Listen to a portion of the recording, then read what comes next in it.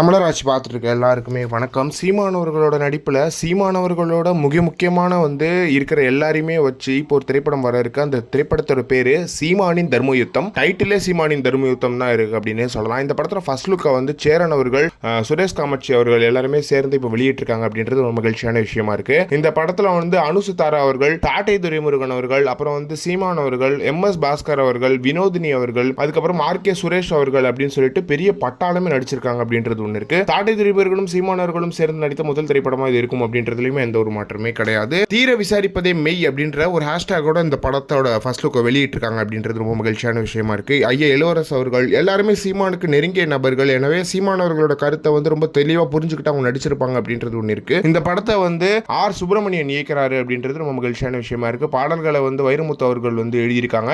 ஒளிப்பதிவு செழியன் அவர்கள் பண்ணியிருக்காங்க அப்படின்றது ஒன்று இருக்கு. இசையில விஷால் சந்திரசேகர் பண்ணியிருக்காங்க அப்படின்றது ஒன்று இருக்கு.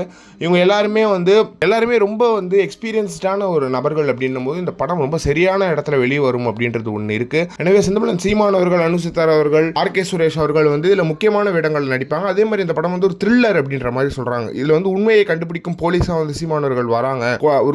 தொடர்ந்து கொலைகள் நடக்குது. இந்த கொலைகளை விசாரிக்கிற ஒரு போலீஸா சீமானவர்கள் வராங்க. எனவே சீமானவர்கள் இதுல அவரோட கருத்துக்களை பயங்கரமா பேசியிருப்பாரு அப்படின்றது எல்லாருமே சொல்றாங்க. எனவே இந்த ஃபர்ஸ்ட் லுக் எப்படி இருக்கு அப்படின்றத மறக்காம கமெண்ட் பாக்ஸ்ல சொல்லுங்க.